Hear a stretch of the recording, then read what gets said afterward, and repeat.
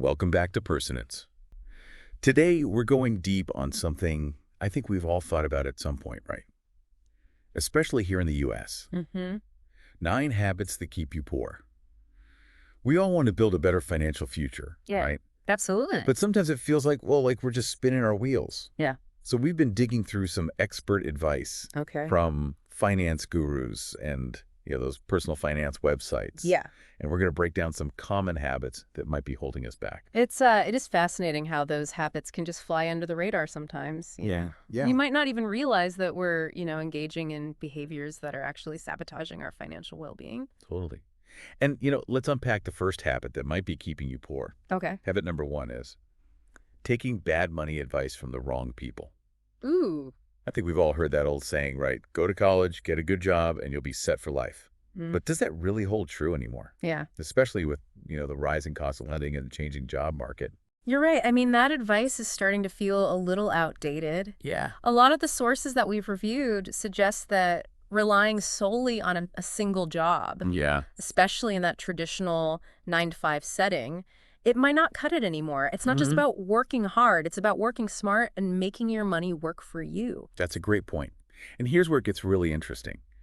The sources also point out that the people giving this outdated advice are often those who haven't actually achieved financial success themselves. Right. It's like taking fitness advice from someone who's never stepped foot in a gym. Exactly. Yeah. One of the recurring themes we found is the importance of surrounding yourself with people who are already where you want to be financially, Yeah. Like you absorb their habits, their mindsets, even their approaches to risk and opportunity. Their whole way of thinking. Yeah. You've probably heard that saying, you're the average of the 5 people you spend the most time with.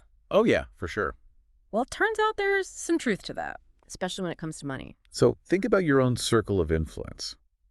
Are your friends and family inspiring you to grow financially, or are they reinforcing limiting beliefs? Are they talking about investing, starting businesses, or building passive income streams? Right. Or are they more focused on keeping up with the Joneses and living paycheck to paycheck? Yeah, that's a good point. Yeah. Let's move on to habit number 2, which is gambling and lottery luck isn't a strategy. Yeah. This one's a bit of a sensitive topic because who hasn't dreamt of winning the lottery, right? Yeah. And just having all their financial worries disappear overnight. For sure. Absolutely. That fantasy is practically embedded in our culture, especially here in the U.S. It's the American dream on steroids. Yeah. Instant wealth, no effort required. Yeah. But let's be honest, the odds of winning the lottery are Astronomically small. astronomically small. Yeah. Right? Yeah. And that's where the danger lies. Relying on luck is not a financial strategy. Wealthy individuals understand that building wealth is about consistently making smart choices. Right. Managing risk and leveraging opportunities. Yeah. It's about stacking the odds in your favor, not hoping for a miracle. I mean, that reminds me of those stories you hear about lottery winners who end up bankrupt a few years later. Right? Yeah. It's a stark reminder that sudden wealth without financial literacy and discipline can be fleeting and even destructive. All right, let's dive into habit number 3. Okay. Spending on wants instead of needs. Ooh. This one's a biggie, especially in our consumer-driven society where we're constantly bombarded with messages telling us what we need to buy to be happy, successful, or accepted. It's like we're wired to want the newest gadgets, the trendiest clothes, and the most Instagrammable experiences, right? Yeah. Even if it means going into debt or sacrificing our long-term financial goals. One of the sources we looked at used a really powerful phrase to describe this phenomenon. Poor people think rich people wear Gucci because... The idea is that we often buy into a superficial image of wealth. Right. That's more about appearances than actual financial security. Yeah. We end up chasing a lifestyle we can't afford instead of building a solid foundation for our future. And let's be real, social media doesn't help. We're constantly exposed to a curated version of reality where everyone seems to be living the high life. Yeah. Which can make us feel inadequate. Yeah. And fuel our desire to keep up appearances, even if it means stretching our budgets thin. Yeah, and it's important to remember that what you see on social media is often a highlight reel. It's not the whole story. Right. So don't compare your behind the scenes to someone else's carefully crafted facade. You know what? This leads us to habit number 4. Okay. Which is not tracking expenses. I No. know, I know. The dreaded budget. Budgeting isn't the most exciting topic, Yeah. but it's crucial if you want to take control of your finances. You can't manage what you don't measure right. It's like trying to lose weight without paying attention to what you're eating. Yeah. You might have a general idea, but you won't see real progress until you start tracking those calories. One of the sources used a great analogy. Okay. If you don't know where the leaks are in your boat, you'll keep sinking. Yeah. Tracking your expenses, even if it's just for a month, can be eye-opening. Yeah. You might be surprised by how much you're spending on things like takeout coffee subscription services or impulse purchases. Yeah, definitely. And once you see where your money is actually going, you can start making conscious choices about where you want to cut back Yeah. and where you want to invest more. Yeah. It's about taking back control instead of letting your money control you. Absolutely. I love that. Right. Yeah. And that brings us to a habit that's all too common, especially here in the U.S. Okay. Spending money. You don't have debt. Ooh, yeah. It's easy to fall into the trap of instant gratification. Yeah. With credit cards and easy financing options always available. Oh, for sure. Yeah. It's almost like debt has become normalized. Right. You know, we're encouraged to buy houses. We can't quite afford finance cars with loans that stretch for years and rack up credit card debt just to keep up with the latest trends. Yeah. But what's the real cost of all this debt? Well, the sources we reviewed were pretty clear about the dangers of high interest debt. Okay. It's a vicious cycle that can keep you trapped for years, if not decades. Think about it this way. Every dollar you're paying in interest is a dollar that's not going towards your savings, Right. your investments, or your future financial freedom.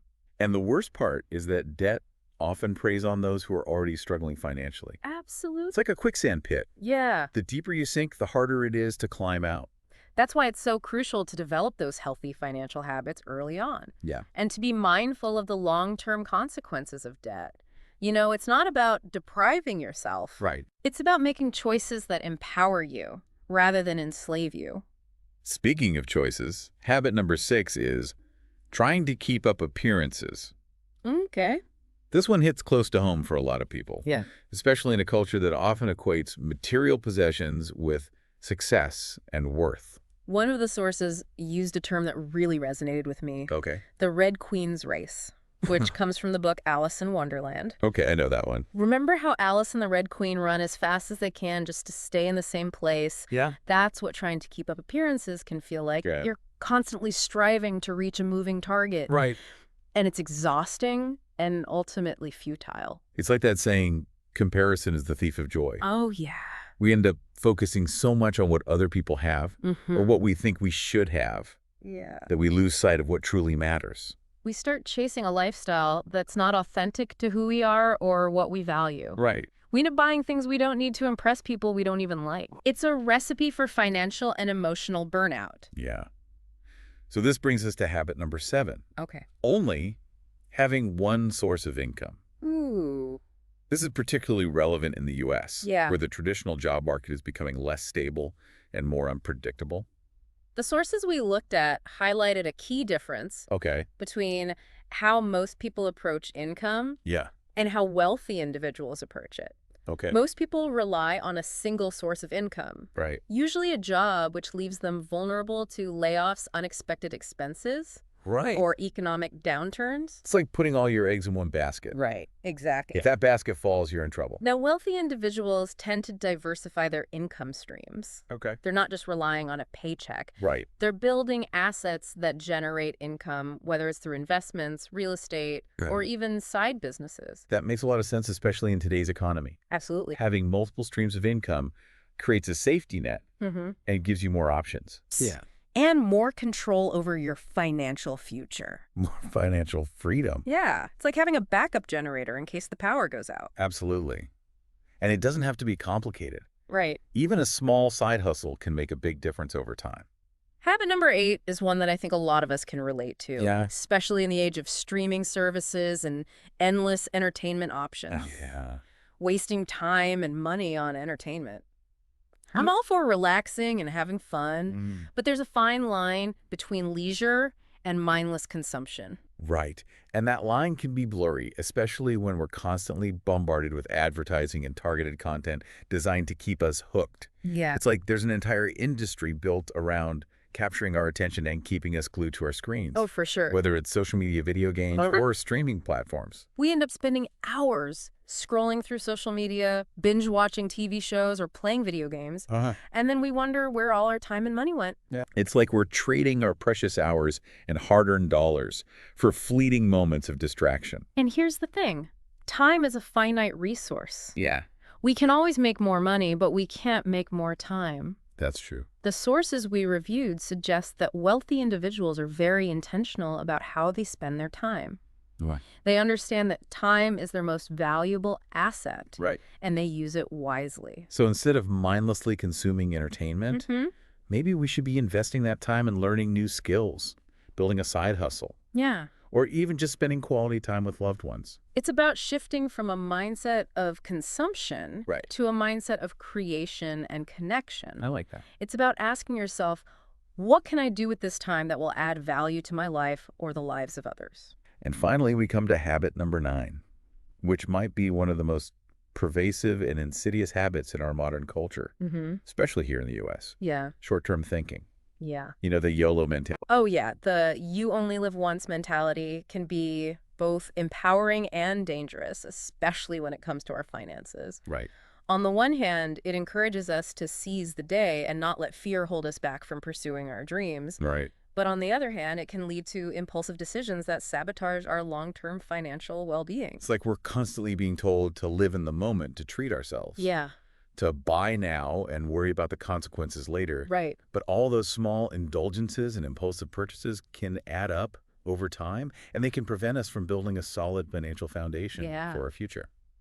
One of the sources we reviewed made a really interesting distinction between the YOLO mentality and the mindset of wealthy individuals. Okay. Instead of you only live once. Okay. Wealthy individuals tend to operate from a you only die once perspective. Ooh, I like that. They understand that their choices today have a ripple effect on their future, Right. and they're willing to delay gratification and make sacrifices in the present to create a more secure and fulfilling future. That's a really powerful reframe. It's not about denying yourself joy or experiences. Right. It's about being mindful of the trade-offs and making choices that align with your long-term goals. It's about playing the long game instead of getting caught up in the instant gratification cycle. It's about investing in your future self rather than constantly seeking immediate satisfaction.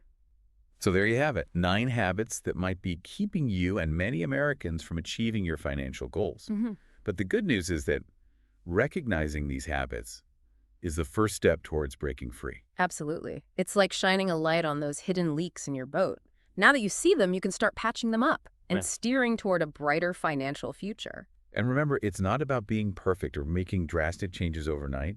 It's about progress, not perfection. Yeah. It's about taking small, consistent steps in the right direction. Which of these habits resonated most with you? And more importantly, what's one small step you can take today to start changing it? Is it reaching out to a financial mentor, setting up a simple budget tracker? Right. Or maybe even launching that side hustle you've been dreaming of? We'd love to hear your thoughts. Don't forget to subscribe to Personance like this episode. Yes. And leave a comment sharing your biggest takeaway or your own experiences with these habits. We're all in this together. Absolutely. And we can learn from each other's journeys. We believe in you. Until next time, keep learning, keep growing, and keep striving for that financial freedom you deserve.